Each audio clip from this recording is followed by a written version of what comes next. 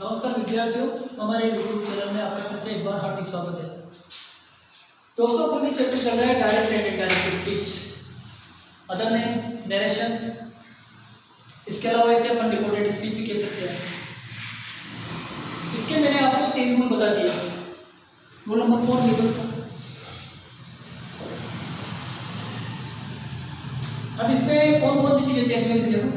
एक तो कहावत को क्या बोलते हैं, प्रोवर्ब। इसके बाद में सत्य बात, आदतन कार्य, आदतन संबंधी, जो आदत संबंधी है। कहावत में जैसे honesty is the best policy, सत्य बात में the earth moves around in the sun, आदतन कार्य में when the cat is away the mice is away. यानी कि ईमानदारी सर्वश्रेष्ठ नीति है। सत्य बात में पति सूर्य के चारों ओर चक्कर लगाती है। आदतन कार्य में जब बिल्ली आती है तो चूहे दौड़कर भाग जाते हैं। यानी कि ये आदतन कार्य के अंतर्गत आते हैं। इन चीजों में टेंस चेंज नहीं होता है, इन बातों में टेंस चेंज नहीं होगा। केवल टेंस चेंज नहीं होगा, बाकी सारे चेंज होंगे। इनमें टेंस चेंज नहीं होगा, केवल टेंस चेंज नहीं होगा। इसके बाद में रूल नंबर 5 देखो। निम्न शब्द निम्न प्रकार से चेंज होते हैं। निम्न प्रकार से चेंज होते हैं।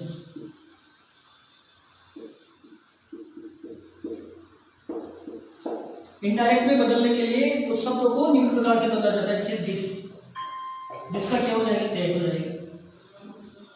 दिस आना चाहिए, जब आप दैट कर सकते हो। अगर दैट आता है तो दिस मत कर देना, क्योंकि यहाँ पर कंडीशन बदल है इनडायरेक्ट में, और वहां पर भी आपको इनडायरेक्ट में बदलना है। इसके बाद में है, यहाँ है का क्या हो जाएगा, देहर, वहाँ। इसके बाद में दीज का मतलब ए या इन, दोस्त का मतलब वे या उन। इसके बाद में टुडे का मतलब होता है आज। किसमें बदलेगा, दैट डे, इसमें बदलेंगे दैट डे। वैसे ये टुनाइट, आज की रात, इसमें बदलेगा दैट नाइट। इसके बाद में टुमारो मतलब आने वाला कल। ये किससे बदलना है, द नेक्स्ट डे, अगला दिन।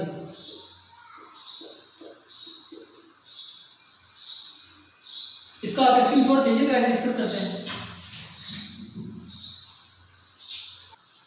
अब इसके बाद में देखिए आप यस्टरडे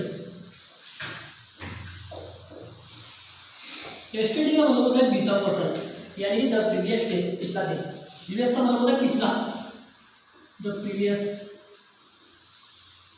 डे। इसके बाद में नेक्स्ट किसमें बदलेगा, द फॉलोइंग। नेक्स्ट का मतलब अगला, फॉलोइंग। इसके बाद में जस्ट का मतलब तुरंत, देन का मतलब तब। इसके बाद में एगो किसमें बदलेगा, बिफोर में। ये आपको याद रखने हैं। ये शब्द कैसे चेंज करने हैं, इधर का डायरेक्ट में होगा, इधर का इनडायरेक्ट में होगा। क्वेश्चन में डायरेक्ट आएगा, आपको इनडायरेक्ट में बनाना है। अगला नियम देखो इसका, रूल नंबर 6, जो बहुत ही इंपॉर्टेंट रूल है, ध्यान रखना। जैसा कि मैंने आपको बताया, डायरेक्ट सेंटेंस के 2 भाग होते हैं। एक होता है रिपोर्टिंग वर्ब, दूसरा होता है रिपोर्टेड वर्ब या रिपोर्टेड स्पीच। यानी कि 2 वाक्य मिलकर एक वाक्य बनता है, उसे अपन क्या बोलेंगे, इनडायरेक्ट वाक्य बोलेंगे। और जब इनडायरेक्ट वाक्य बनता है तो फुल स्टॉप कोमा अपन सब बता देते हैं। फुल स्टॉप कोमा केवल डायरेक्ट सेंटेंस में आते हैं। इनडायरेक्ट सेंटेंस में कोमा, इन्वर्टेड कोमा का प्रयोग नहीं होता है। जहां से सेंटेंस स्टार्ट होता है पीछे अपन क्या लगाते हैं, केवल फुल स्टॉप लगाते हैं, ध्यान रखना। इसके बाद में बोला सकते हो रिपोर्टिंग वर्ब में अगर ऑब्जेक्ट होना हो, पहले आप नियमों को देखो। नियम अगर आपको समझ में आएंगे तो वाक्य बनना फिर बाद में सिखाऊंगा आपको। अभी बहुत से स्टूडेंटों के दिमाग में एक बात चल रही होगी कि सर नियम बता रहे हैं, ये कैसे होता है, इनको कैसे रिपोर्टिंग वर्ब में ऑब्जेक्ट कैसे होता है, वो सब बताऊंगा मैं आपको। पहले तो देखो रिपोर्टिंग वर्ब में ऑब्जेक्ट न हो तो सिंपल वाक्य में। अब यहाँ पर सिंपल वाक्य दो ही है, ध्यान देना, अफर्मेटिव और नेगेटिव। कहने का मतलब रिपोर्टेड वर्ब में आपको पीछे फुल स्टॉप अगर नजर आ जाए तो कहने का मतलब है कि वाक्य कौन सा है, सिंपल है। सिंपल में मैंने केवल दो वाक्य माने, एक तो अफर्मेटिव सेंटेंस और एक नेगेटिव सेंटेंस। बाकी interrogative, negative sentence, helping verb वाले सेंटेंस, ऑर्डर वाले सेंटेंस, सब में पीछे प्रश्नवाचक चिन्ह का प्रयोग होगा। तो अगर फुल स्टॉप नजर आता है तो कहने का मतलब है वाक्य कौन सा है, सिंपल, या तो अफर्मेटिव हो सकता है या नेगेटिव हो सकता है। बाकी अगर क्वेश्चन वर्ड है तो फिर डब्ल्यूएस से सेंटेंस स्टार्ट होगा, या हेल्पिंग वर्ब से सेंटेंस स्टार्ट होगा, या मॉडल वाली सहायक क्रिया से सेंटेंस स्टार्ट होगा। तो यहाँ पर रिपोर्टिंग वर्ब में ऑब्जेक्ट न हो तो सिंपल वाक्य होंगे। अब सिंपल वाक्य में मैंने दो वाक्य माने, अफर्मेटिव और नेगेटिव। याद रखो, सेड ही रहेगा, ध्यान रखो, सेड किसमें रहेगा, सेड में रहेगा। लेकिन अगर रिपोर्टेड वर्ब, भाई दो भाग होते हैं रिपोर्टिंग वर्ब, तो बाय वाला और रिपोर्टेड वर्ब लेफ्ट वाला। जैसे यहाँ पर मैं एक सेंटेंस देता हूँ आपको, इस सेंटेंस समझने के लिए, आई am a good boy, good boy, देखो यहाँ पर अभी सिंपल बात है, यानी कि रिपोर्टेड वर्ब को सेंटेंस देखो आप सिंपल है, यानी कि अफर्मेटिव नेगेटिव दो सेंटेंस मिलकर क्या बनाते हैं, सिंपल सेंटेंस बनाते हैं, सिंपल सेंटेंस भी माना जाता है। तो इसमें सेड देखो, यहाँ क्या लिखा है, रिपोर्टिंग वर्ब में ऑब्जेक्ट ना हो, ये रिपोर्टिंग वर्ब है और ये रिपोर्टेड वर्ब है, ये रिपोर्टेड वर्ब है और ये क्या है, रिपोर्टिंग वर्ब, दोनों में अंतर है। अब यहाँ पर मैंने आपके सामने लिखा है उदाहरण, आपके सामने रिपोर्टिंग वर्ब में ऑब्जेक्ट ना हो, ये रिपोर्टिंग वर्ब में देखो ही सेड, ये केवल यानी कि सब्जेक्ट है और हेल्प और वर्ब है, इसके बाद में क्या नहीं है, ऑब्जेक्ट नहीं है। यानी कि ही सेड, जैसे ही सेड टू मी, उसने मुझसे कहा, तो यहाँ पर टू मी नहीं है, कहने मतलब उसने कहा, केवल यहाँ पर क्या करता है, क्रिया है, इसमें ऑब्जेक्ट नहीं है। ये डेरिवेशन मैंने आपने लिखा है, रिपोर्टिंग वर्ब में ऑब्जेक्ट न हो, यानी कि ऑब्जेक्ट नहीं है, तो सिंपल वाक्य में आपके सामने वाक्य भी क्या है, सिंपल है, क्योंकि पीछे क्या लग रहा है, फुल स्टॉप लग रहा है। अगर प्रश्नवाचक चिन्ह का प्रयोग हो तो डेफिनेट है वाक्य सिंपल नहीं है, तो सेड रहेगा, यानी कि सेड किसमें रहेगा, सेड नहीं रहेगा, ध्यान रखना। लेकिन अगर रिपोर्टेड वर्ब, अब यहाँ पर एक नई चीज सामने आती है कि जैसे मैं सेंटेंस चेंज करता हूँ, यहाँ पर जैसे मैंने सेंटेंस चेंज कर दिया, do you write a letter, letter के पीछे क्वेश्चन वर्ड। अब यहाँ पर आप देखो हेल्पिंग वर्ब से सेंटेंस स्टार्ट है, तो पीछे क्या है, क्वेश्चन मार्क है। यहाँ पर डू आए या केन आए या डब्ल्यूएच आए, कुछ भी आए, या हाउ आए, किसके अलावा, तो ये सभी प्रकार के अगर शब्द आते हैं तो डेफिनेटली में पीछे क्वेश्चन मार्क लगेगा, तो आपको केवल क्वेश्चन मार्क देखना है। तो ये बात मैं आपको बताने जा रहा हूँ कि रिपोर्टिंग वर्ब में ऑब्जेक्ट ना हो तो सिंपल वाक्य में सेड रहेगा। लेकिन अगर रिपोर्टेड वर्ब, हेल्पिंग वर्ब, सहायक क्रिया, modal verb, model helping verb, model में क्या होती है, एक सहायक क्रिया मानी जाती है, ध्यान रखना। इसके बाद में WH से स्टार्ट हो तो पीछे डेफिनेटली क्वेश्चन मार्क लगेगा, स्टार्ट हो, तब सेड को किसमें बदलेंगे, आस्क में बदलेंगे, ध्यान रखना, आस्क में बदलेगा, ध्यान रखना। तो कहने का मतलब जैसे यहाँ पर डू आ गया, डेफिनेटली सेड क्या करना है, आस्क करना है, ऑब्जेक्ट है ही नहीं इसमें, तो आप इसका स्क्रीनशॉट लीजिए, फिर अगली चीज करते हैं। अब इसके बाद देखिए रोल करते हो, यहाँ पे लिखता हूँ reporting verb, content present tense या फ्यूचर में हो, तब भी रिपोर्टेड वर्ब का टेंस नहीं बदल जाएगा और मॉडल भी नहीं बदलेगा।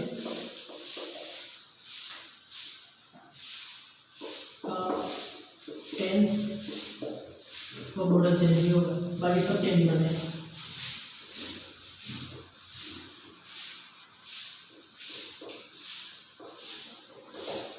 जैसे यहाँ पर एग्जाम्पल लिखता हूँ, आई से यू आर गुड बॉय।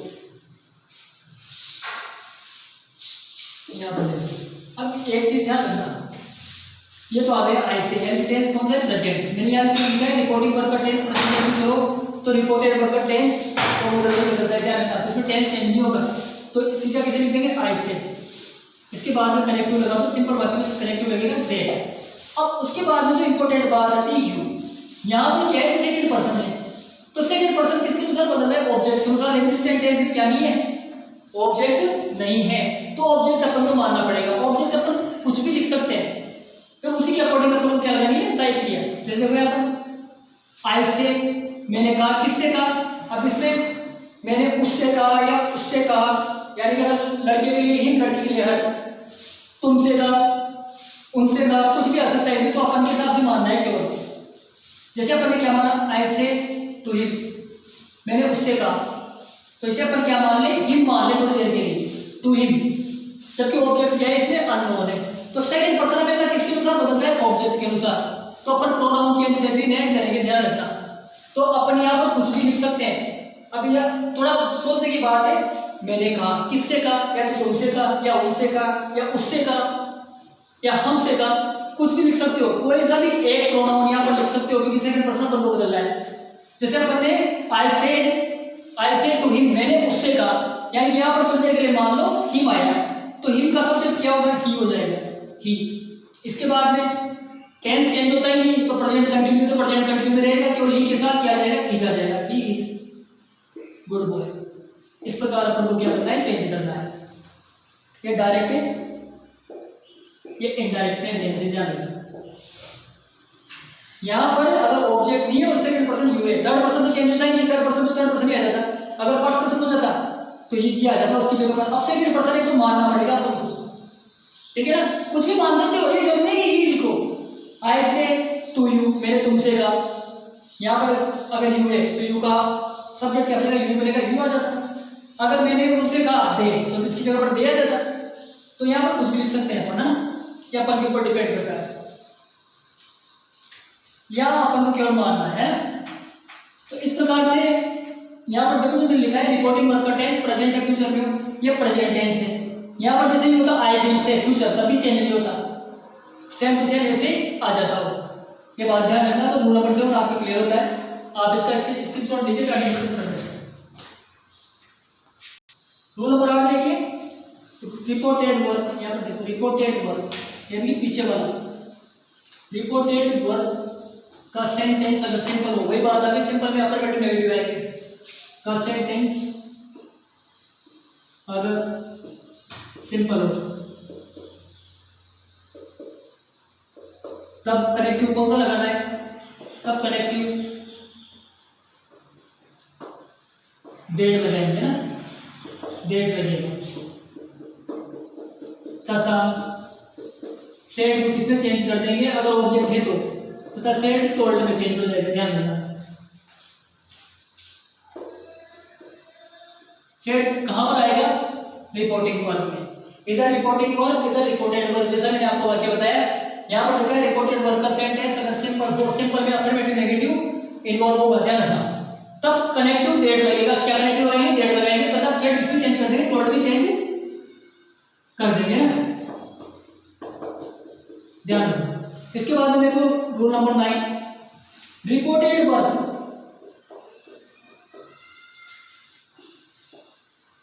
अगर हेल्पिंग वर्ब या मॉडल हेल्पिंग वर्ब से स्टार्ट हो, अगर हेल्पिंग वर्ब,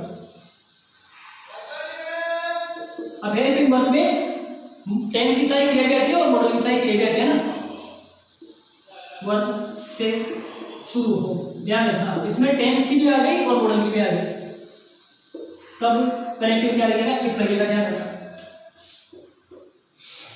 तब कनेक्टिव इफ लगाएंगे। कनेक्टिव वेदर भी लगता है, ध्यान रखना। इफ और वेदर, लेकिन जो वेदर का प्रयोग होता है उसमें सेंटेंस की वैसा होना चाहिए, यानी कि कोई भी स्थिति हो भी सकती है, नहीं भी हो सकती, उसमें दो वाक्य के अंदर दो चीज प्रकट होती है। वेदर में कोई भी काम कर भी सकता है, नहीं भी कर सकता, जैसे वो कोटा जा भी सकता है, नहीं भी जा सकता, मैं खाना खा भी सकता हूँ, नहीं भी खा सकता, मैं पानी पी भी सकता हूँ, नहीं भी पी सकता, वो कहानी लिख भी सकता है, नहीं भी लिख सकता, वो उसकी मदद कर भी सकता है, नहीं भी कर सकता। ऐसी कंडीशन में अपन वेदर का प्रयोग करेंगे, लेकिन वेदर का प्रयोग आपकी क्लास में नहीं होता है। कक्षा 6 से लेकर 12 तक केवल आपके इफ का प्रयोग होगा सिंपल कंडीशन में, ये ध्यान रखना। यहाँ पर लिखा है रिपोर्टेड वर्ब अगर हेल्पिंग वर्ब से शुरू हो तब कनेक्टिव इफ लगेगा, ध्यान रखना, ठीक है। यहाँ पर मैं इफ ही बता रहा हूँ, वेदर नहीं बता रहा हूँ। वेदर क्यों नहीं बताया मैंने, क्योंकि वेदर के लिए कंडीशन अलग होती है। वेदर में कोई भी स्थिति स्पष्ट नहीं होती, लेकिन ऐसे सेंटेंस आपके आते भी नहीं क्योंकि 12 तक, तो आप केवल इफ लगा हुआ पर। इसके बाद देखो रिपोर्टेड वर्ब अगर हेल्पिंग वर्ब से शुरू हो तो कनेक्टिव इफ लगेगा, तथा सेट किसमें चेंज करेंगे, आस्क में चेंज करेंगे, ध्यान रखना,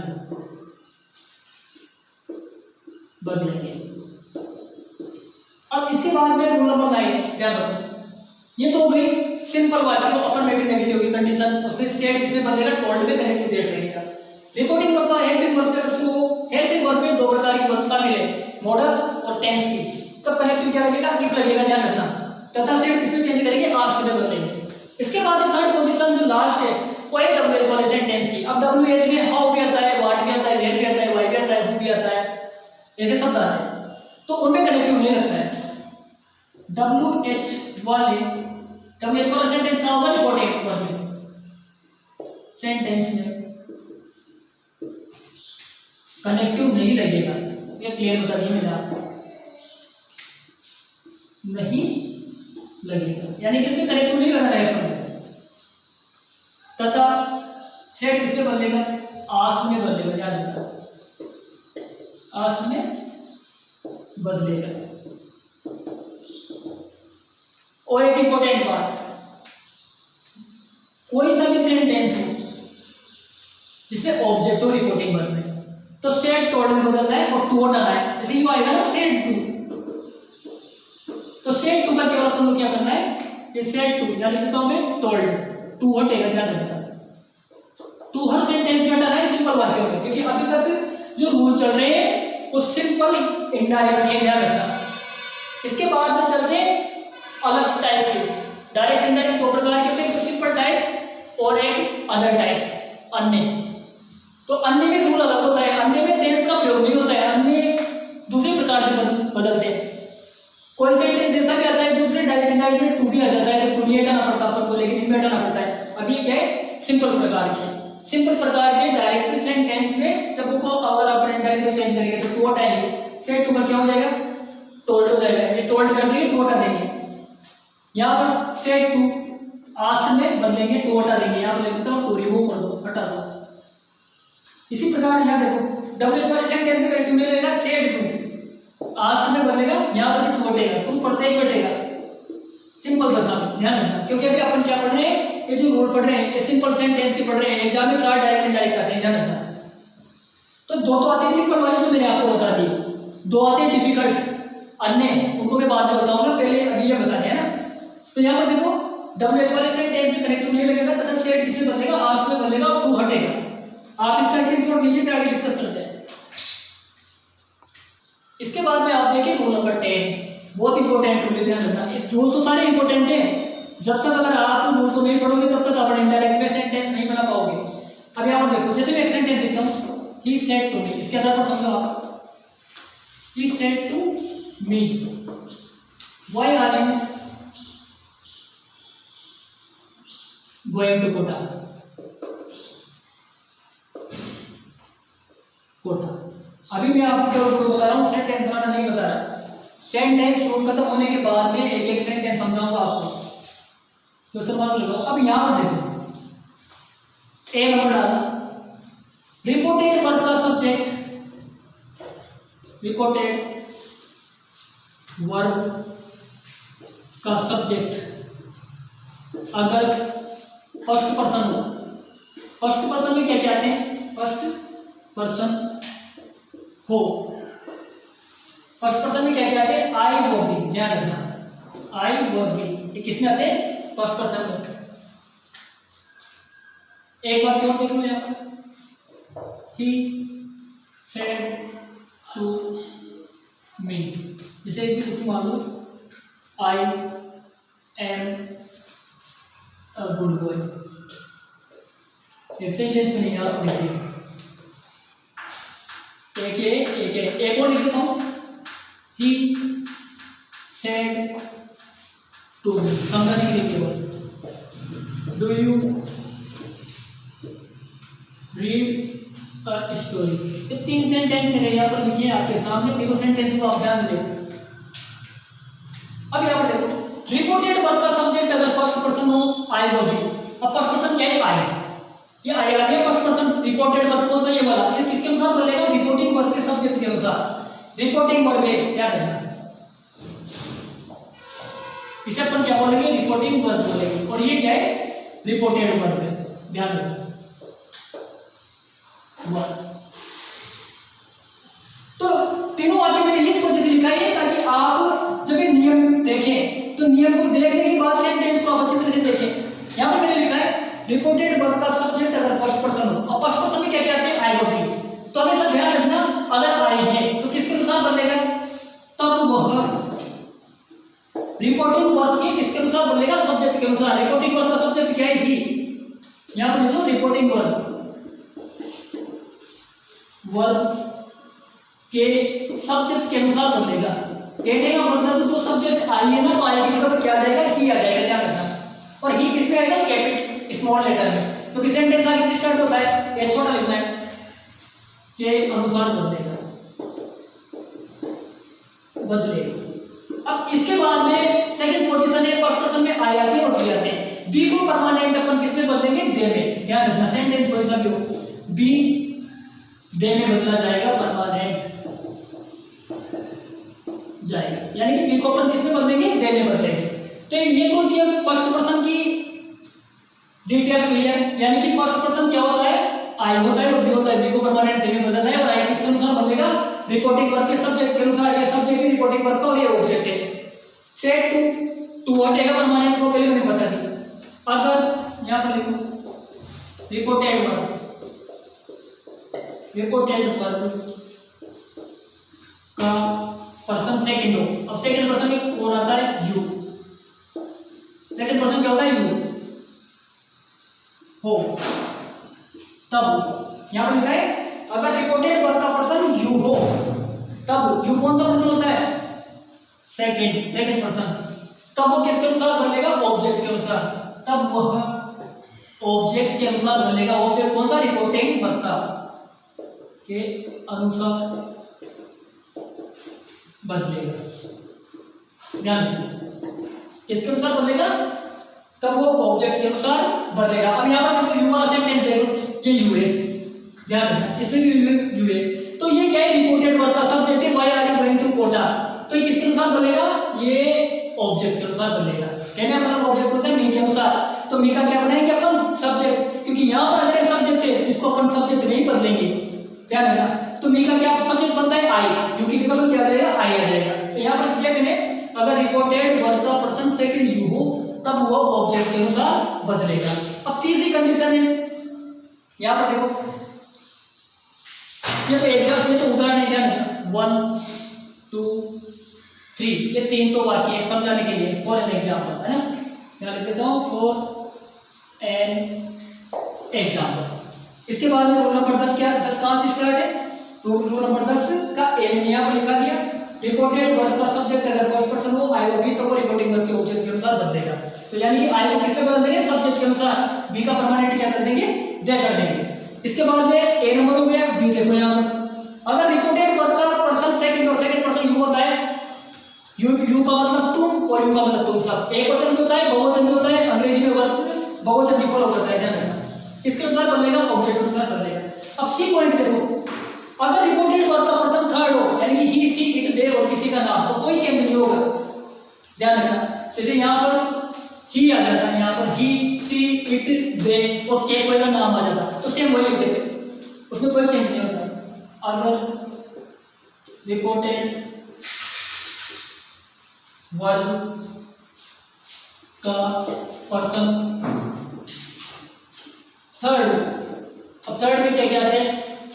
ही, सी, इट, दे और किसी का नेम। तो ये चेंज होते हैं, तो इनको चेंज नहीं करेंगे तो ये चेंज नहीं होंगे, यानी कि चेंज नहीं होंगे तो सेम इनको उतार देंगे, नहीं होंगे। इस प्रकार ये रूल नंबर 10 क्लियर होता है, जो बहुत ही इंपॉर्टेंट रूल है, ध्यान रखना। यानी कि ऐसे सेंटेंस इनमें टेंस मॉडल चेंज नहीं होते, प्रोनाउन चेंज करने पड़ते हैं अपन को, सब चेंज होंगे, केवल टेंस और मॉडल चेंज नहीं होंगे, जिनमें चेंज होना नहीं होता। जैसे रिपोर्टिंग वर्ब का टेंस अगर प्रेजेंट या फ्यूचर हो तो रिपोर्टेड वर्ब के टेंस में और मॉडल में कोई फर्क नहीं पड़ता, ध्यान रखना। अगर कोई सत्य बात हो, कहावत हो, इधर से कोई आदतन कार्य हो, उनमें टेंस चेंज नहीं होता, मॉडल चेंज नहीं होता, ध्यान रखना। तो ये सिंपल जो 2 नंबर के 4 में से ये मान के चलो 2 नंबर के डायरेक्ट इनडायरेक्ट अपन ने क्लियर करवा दिए, इनके बाकी मैं भी वीडियो में आपको बताऊंगा। उसके बाद में जो अन्य डायरेक्ट सेंटेंस है उनके नियम अलग है, उनको मैं आपको अगले वीडियो में बताऊंगा। तो आज अगर आपको हमारा वीडियो आज पसंद आया तो इसे आप लाइक कीजिए, शेयर कीजिए और सब्सक्राइब कीजिए। तब तक अगले वीडियो के लिए आपको थैंक यू।